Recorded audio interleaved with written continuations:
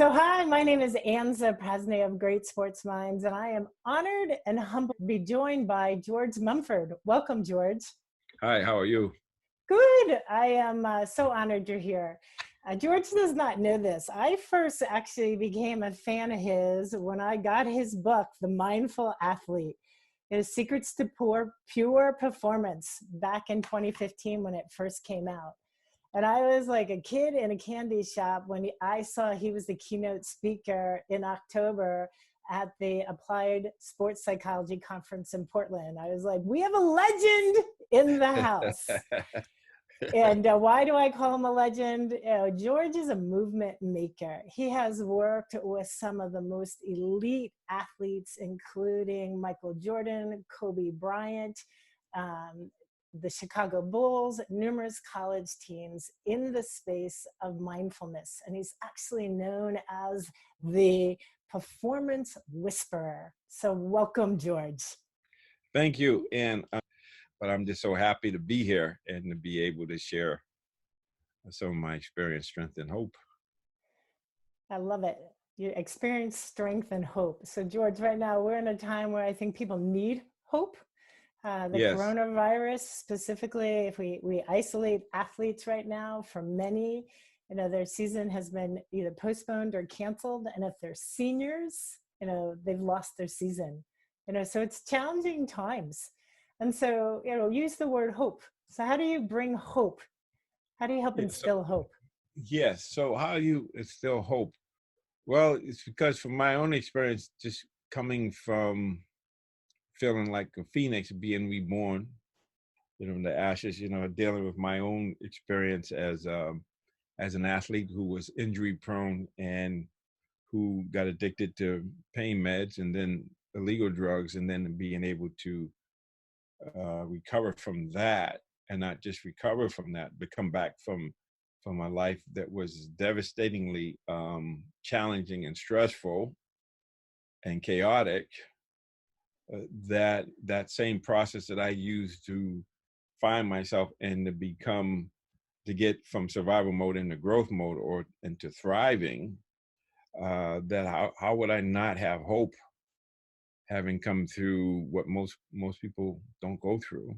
So I was able to turn, as you will, if we use the Hasidic tradition of knowing evil, knowing all of the bad stuff, and turning from it and moving towards the light, moving towards grace and ease, moving towards pursuing excellence and wisdom.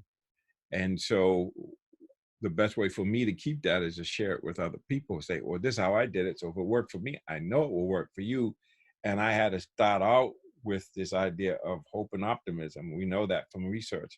That is what they call positive genius, that if you're in a positive mind state, then your cognitive function, your ability to see, think, and feel in ways that enhance our latent abilities, which we have plenty of. We have a lot of birth gifts that we haven't opened. And so we have access to that when we're in this hopeful frame of mind. And so we come at life as an adventure, as a journey, and as not something to be tolerated, but something to be lived. So it's like, how can we be more fully alive and have a high quality of life, which to me is happiness and joy and being loving, having relationships. But whenever we do something, that we can bring the passion to this excitement, this enthusiasm to whatever we do. That's happiness is a choice. And so why wouldn't I be hopeful when I know I am wired for success? I have birth gifts that I haven't opened yet, that I open, that allow me to express more of my potentiality. And I would say it's this time and this stress and this chaos that is the perfect time for us to look within and to be who we're supposed to be. So that's why I'm hopeful. I love those words. This is amazing life. I've been through all that. I have more enthusiasm and excitement about life than I ever had, in spite of all the things that are going on, because to me, it's just on steroids. It's always this way. We die, we grow old, we get sick. That happens. It's just going to happen. It happens. And the question is, are we going to relate to it in a way that keeps us being who we say we are, living our core values, being loving, being present for life, because that's the only way you can live and perform, because it's about performance. Performance is not just performing on a stage, but it's also it's you can change the word performance and put experience in it. We want experience, as Joseph Campbell said, of being fully alive. Pretty powerful, very powerful. Yes, and so that's where I'm coming from. So the hope comes from my experience, but all of the teachings say the same thing. All of the spiritual teachings, all of my experience is about being hopeful and seeing the glass as half full, not half empty. Talk about it in my book. It's like, this is what Einstein said: we got to decide whether this is friendly or unfriendly universe. And if we decide it's a friendly universe, then we will use all our power, resources, our mental acuity, our ability to see clearly and to make wise decisions. We'll use that to live in alignment with how things are. And when we live in alignment with how things are, we not only discover ourselves, but we experience the joy of being alive. So if I were a 16-year-old athlete, which I was many, many years ago, Right. and I'm living in these times right now, and I'm struggling with finding the joy, and I'm Right. struggling to just stay positive, how might mindfulness help me? And probably before we even answer that, what was your definition of mindfulness? Yeah. So mindfulness is one of these topics that is really challenging to talk about, because if you talk about it, sometimes I use the metaphor of a mirror. So it's mirror mind. It just reflects what's in front of it. And so most of our typical way of observing experience is to see things based on what we already know. And we just look at things. And so we get a very short time of space and time where we see something clearly, see it fresh and new. And then as soon as we see it, we label it. And then there's this infusion of self-interest, of associative thought. Oh, I remember the last time this happened, or abstract thinking. Okay, this is what it means for the future. And we embellish it with all of this clutter, where it's like having a mirror and then there's dust on the mirror. So you can't really, whatever it's reflected is going to be, whether it's dust or whether it's paint, it's going to prevent us from seeing what's really there. And mindfulness is all about a simple process of being mindful of the time. So there's mindfulness, being mindful, which means pay attention, be aware. But then you have to have some kind of information. So mindfulness by itself is not enough. We need some information, some intellect. We need some knowing of what it is we're looking for. So be mindful of the time. Be mindful of how you are listening. Be mindful of how you speak.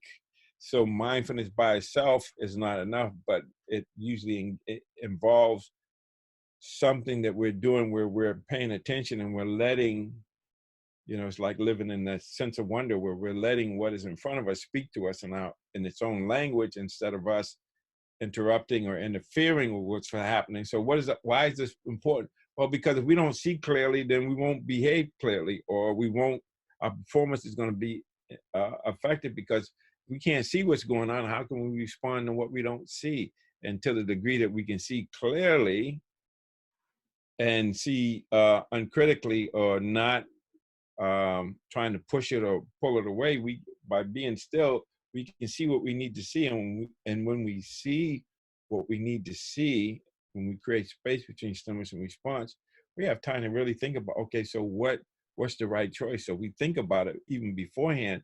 If I do this, then that's going to happen. That's not in alignment with what I say I want to do or where I want to go, then that's not to be done. So it's mindfulness of what we're doing, but also mindfulness of when we make the wrong choice. How do we reflect on it so that we can, the next time we encounter that situation, we can make a choice that's in alignment with the friendly universe. This is how things work. So if I jump up, I don't have to believe in gravity, but I'm coming down. So and I may not like the fact that I can't stay up there, but that's a choice. Okay, you either deal with that and have peace of mind, or you just keep fighting gravity. So it's that simple. So it's really a way of observing experience. But I would say the main thing is to be not looking out there so much as looking inside and say, well, how do I feel? Who am I? And how am I being myself? Am I being who I say I want to be? Am I feeling more alive because I'm being more myself and not doing what other people want me to do? Or not so much want, but the universe has a way of seeing us, or people might want us to be a certain way or think of us in a certain way, but we get to choose who we want to be. It's an inside job. But it takes courage to know yourself, to know what you like, what you don't like, to know what you're really interested in, what you're not interested in, so that you're not just being part of the herd without really being clear about who you are and how you really feel, and why you're here. Because speaking for myself, I'm unique. I have God doesn't make junk. I have a masterpiece, but it's my responsibility to be still and know, so that I can chip away to let that masterpiece out. And when I know who I am, or what resonates with me, then I can come from the inside out. And when I do that, then I don't have to worry about being like Mike or being like Judy or anybody else. I just got to be me. And that's an inside job, but I have to be still and know. So this time is a perfect time to be still and think about, we have plenty of time to think about, well, why am I here? Or who do I want to be? We get to decide. So your words, be still and know. Be Yes. still and know. So again, if I'm a 16, 17, 18-year-old athlete who's used to go, go, go, that those words, be still and know. And I loved what you said, we have a stimuli. Can we create space between the stimuli and the response? Yes. Right. So if we really like almost personalize it to like that 16-year-old athlete. Yeah. So it's like just really sitting here. It's like, let's just take what's going on. So let's assuming they're listening and they're watching this. So it's like being mindful of, what are you doing? Are you listening to what's being said as if it's being said for the first time? Or are you listening to it and comparing it to what you already know? Or what you already think? Or you're worried about, okay, but it doesn't help me. How do I do this? If you're looking for me to take that pressure off of you, it's not gonna happen. You have to do it. Because I could say something, but you get to choose whether you hear it or you don't hear it. And when you don't hear it, if you're in survival mode, you're not going to hear what I'm saying, because you're cut off from yourself and from the environment. So the idea is to open up, but that takes some courage. That takes trust to open up and say, okay, let me listen to George and see what he's saying and see if it's true. So can I see that when I'm listening, I'm actually fidgety? Or why am I fidgety? Maybe the body wanting to move and to do things has more to do with my mind being unsettled rather than my body being unsettled. So calm mind, calm body. So can I just sit still, just really, instead of just doing or reacting to things, can I respond to things by consciously making a choice on what I focus on, how I behave, how I think? So those are really important. And so it's nice to have a role model. I had role models when I was growing up. You're talking about basketball. I grew up in Boston with the Celtics, so there's certain players, but I also like Jerry West and Elgin Baylor, players from other teams, because there was something about them that resonated with me. So even though they played for LA, I still liked them, but I could model myself or emulate what I liked about them. It might be a toughness. It might be an ability, a competence level. Jerry West being really able to shoot. Elgin Baylor having being so fluid and so willing to make shots in a variety of ways, because he trained himself and he would just see he was just playing in flow. He was just seeing whatever was there, and then he'd work with it. And so to me, that's the challenge of life, isn't it? Is when things come to us, can we move with it? Can we flow with it in a way where we're accepting what's there, but we're able to make choices that are consistent? And so for any age, especially for youngsters, them understanding that they are already a masterpiece, and it's really, if you're reacting, then that's your reactions, but you can change those reactions if you don't like it. But it requires an ability to observe ourselves, and then to make choices or to make changes in the midst of the present moment. And so even if we feel uncomfortable because we're not able to sit still, even if we sit still, even though if it's uncomfortable, at some point we'll relax into the stillness, we'll relax into just being here. But it's being able to create that space to be uncomfortable so that we actually get comfortable with being uncomfortable. So George, when you first start working with an elite athlete, how receptive and ready are they to be your student? And I have a quote. I have your business card, right? And it kind of makes me emotional a little bit, because it's a quote from Kobe that says, "George helped me understand the art of mindfulness, to be neither distracted or focused, rigid or flexible, passive or aggressive. I learned just to be." Right. Yes. So what's the journey for an athlete who maybe has not gone inward, has not learned to be still, to then be able to have that journey and to be able to choose their response?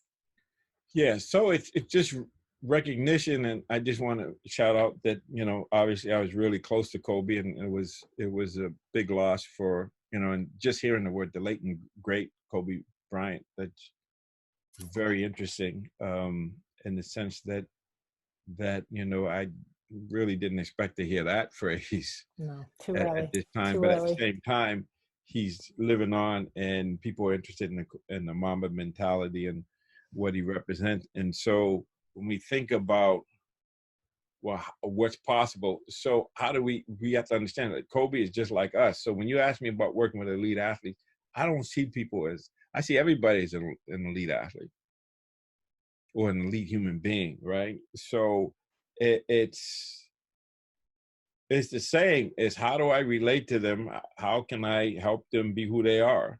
And how can I start off by seeing them as they are now, and then getting clear or having a conversation about, well, what do you want? And if you want this, then you have to be this. And So George, does that conversation really help athletes who perhaps lack emotional control, where they're getting so angry either at themselves or their that's right. teammates around mistakes? Yes. So we're talking about emotional intelligence here, just really being clear about, why am I angry? And if I'm angry and I'm lashing out, is that helpful? So it's workability is is the operative term. If it's helpful or workable, then to do it. If it's not, then you got to change what you're doing. So when you are reacting to someone, that means there's something inside of you have to attend to, make peace with, or at least create space and say, okay, I'm reacting. I don't want to. So this time I'm not going to react, but I need to just think about, well, how do I want to act versus react? So if we feel like somebody is being disrespectful to us or hating on us, I'll use that word, then the question is, what choices do we have? And so when we can sit back and say, okay, if I relate to it this way, this is what's going to happen. If I relate to it that way, this is what's going to happen. So why can't I be like Kobe during there's a scene of him where he's is against the Celtics during the finals, and he's sitting on the bench with Chris Rock, and somebody keeps talking to him, and Kobe just stays focused on the game. He just doesn't let it in. That's what it is. It's like, don't let it in. It won't get in unless you let it in. You start to understand that you have control. You can choose not to react. But when you're reacting, that's a choice, even though it's an unconscious choice. So we start getting conscious about, how are we thinking? How are we seeing? How are we feeling? And that if we need to align ourselves with what is helpful. That's why I wrote my book, The Mindful Athlete, and there's other books out there. It's the training you do. It's like, okay, the first thing you got to do is just be aware of how you're feeling, and then managing that and just feeling it. So even when you have anger or frustration, you can be in the head and the story, and then blaming or denying. That's usually a couple of things that are happening, instead of just feeling what it feels like in your body, like it's tightness in the chest, or just be with the feeling, just breathe with it, be mindful of it, and keep it on the level of sensation, instead of being in a story about it. And then you have more of an opportunity to not react to stuff. And then you Would can start you to explore what that feels like. Like even now, just me talking about it, I can feel that tension in my chest. And so it's an idea of, can I just be with it, breathe with it? Because the first impulse is, this is a nervous system. It's not personal. If it's pleasant, we want more. If it's unpleasant, we push it away. And if it's neither, we space out. So it's like, okay, so can I just be aware of it, breathe with it, feel it, and just make space for it, and just to feel it so that we're not reacting. So we start to create that space between what we observe and the reactivity to it, so that we start to get clear about how we're being. And would you apply almost the same approach when the feeling is terrific self-doubt? Yes, yes, that's just a story. It's not real. It's not reality. It's a story. That's why the hope and optimism, when you're in a positive mind state and you focus on what you can do and how exciting you are, and the fact that you have the ability and you feel happy, you can't feel the doubt. There's no space for the doubt. And so Right. when you doubt yourself, you just say, okay, I can't do this. And so instead of just saying, I'm never going to do it, you approach the doubt. Okay, doubt is there. So how do I deal with doubt? By getting more information, by creating understanding, information about it. Because the doubt is saying you don't know enough. Ask more questions, do more study, reflect more, see who you can emulate that's able to do what you want to do. Does that make sense? And so Yeah. it gets to a point of, you got to be a learner. It's about being a learner, just learning for learning's sake. And you're just like a little kid learning how to walk. You don't go and ask for a dissertation on how to walk. You just got to try to walk. And you don't worry about people seeing you fall. You just do what you got to do.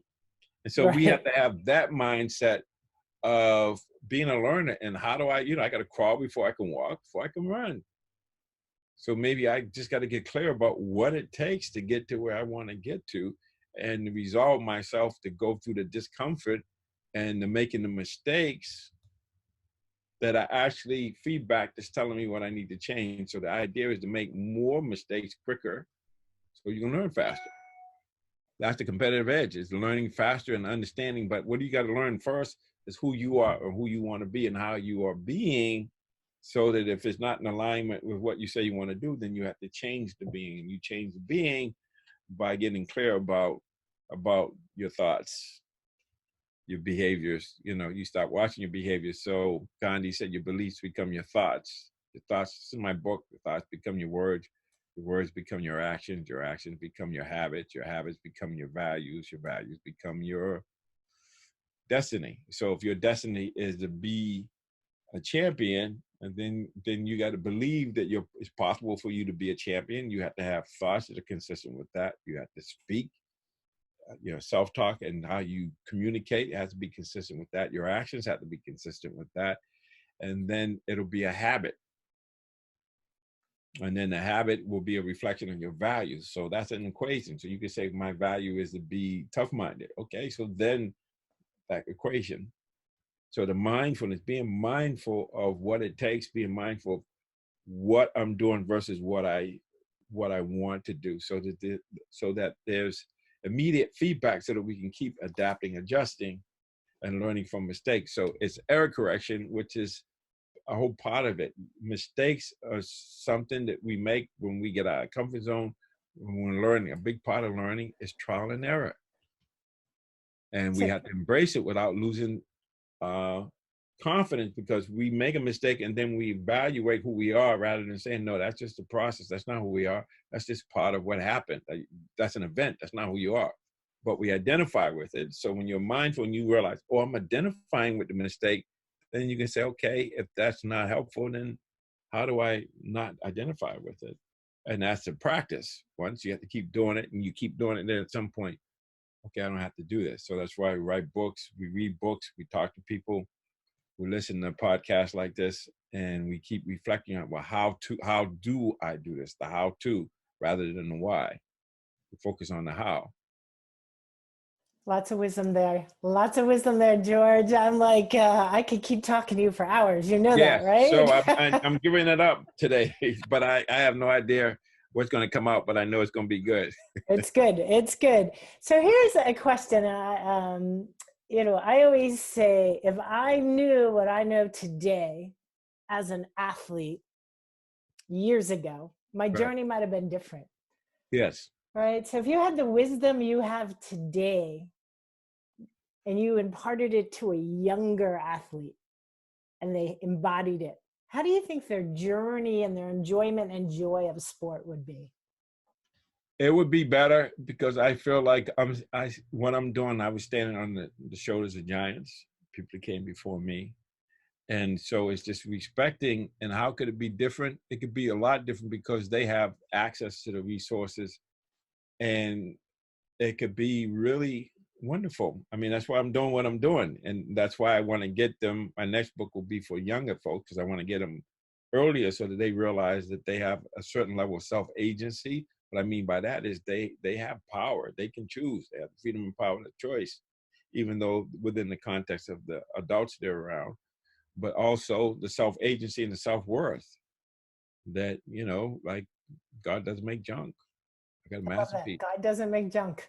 Yeah. And so, but it's how we are behaving that's determining our experience. So if I understand that maybe I have to change the way I'm seeing things, my beliefs, then everything else changes. And if I can believe that I'm wired for success, or what Malcolm Maltz calls the automatic success mechanism. There's a way of relating to ourselves, but it's how we see ourselves that's going to determine who we become. So Powerful. it's just really understanding. So for a young person, just realizing that you got to go back to where you were when you learned how to walk. You got to get back to that learning and that seeking wisdom, or that joyful journey of discovery, self-discovery, but how the universe works so that you can align yourself with it. And so that's where the happiness, that's where the energy, the aliveness comes from, when we're being present for ourselves and being on purpose. I love that you use that example because I often will show a video clip of an infant falling down, Yes, learning to yes, walk, and yes. they just get up. They don't So, judge it. They're happy. They right. fall, they get up. They fall, they get Yeah. up. Yeah. So the whole thing is about learning. So I've been in recovery 35 and a half years, and I've averaged over a book a week over that time, not to mention all the other stuff. And as much as I know there's a lot more I don't know, but the main focus is on me understanding who I am and who I am being. But at the same time, there's all this information and there's all of this support for us to be amazing. Well, you're amazing, my friend. I am so honored that you spent time with us today. I want to just do a shout out and a plug for your online course. So, can you tell us a little bit about your online Yes. course? So the Mindful Athlete Secrets to Pure Performance, I have an online course, and you can go to my website, georgemumford.com. And that course is interesting because I launched it, I want to say not quite a year ago, but what I'm doing now is going to be a relaunch, and what I'm going to have is 8-week segments. So it's like my book. It breaks down, the 5 spiritual superpowers, and so people can join that. And so there's videos and exercises that people will do on their own. But I think starting in April, I think it's April 16th might be the day. But if you go to my website, it'll tell you we'll have intensive like 8-week programs. So people will be doing the course, I'll be doing the course, and then once a week we'll have Q&A and we'll Where you talk go about it. live. But it's Yeah, to really enrich it. more about how to do these things we're talking about in a virtual community, but also just being able to understand how to be yourself, how to discover yourself, all the things that I'm talking about. You need those spiritual powers, and if you can master those. So that course is not just a course for 8 weeks, it's a course for life. So you have access to it for your life. And for me, like I wrote my book, The Mindful Athlete, I read it 40 times. And so these are meditations, these are reflections, these are tools to help us be more mindful, to make the right effort, to be able to focus or concentrate, to be able to acquire wisdom and insight, because that's the antidote to ignorance, which is a cause of suffering, and to cultivate more trust and faith so that we're able to walk through that anxiety that we're going to experience, or the uncertainty. And right now we're in uncertainty, but it's because it's in our face. But it's always uncertain. Things are always uncertain. But now it's in our face. So we have this opportunity this course to be dealing with yourself or knowing yourself and the process with other people, but also in a process that's been proven that I've used and continue to use in my own discovery, so people can have that more have a more happy, joyful existence, no matter, regardless of what you want to do. If you want to be a doctor, lawyer, Indian chief, or whatever, that you have to learn how to be who you are, and this is part of the process. And then it's fundamental. It's a way of grounding and us just really taking, especially everybody, but especially young folks, to realize that yes, you have worth and you have agency. You can make choices, and if you don't like your life, you can do something about it. Really powerful close. You have worth. If you don't like where your life is going, you have the ability to make choices and change it. So Yes, powerful. yes, and that's anxiety producing, because that means we are responsible, and it's no one else. We can't blame it on people, places, and things. It's an inside We job. own it, right? We own We the own it. journey. Be responsible. No blame, no excuses. I am responsible for my happiness Love it. and for the opposite, my grief. That's on me. Well, George, it's been my honor. Thank you so much for spending time with us, sharing your wisdom, and I look forward to staying connected with you.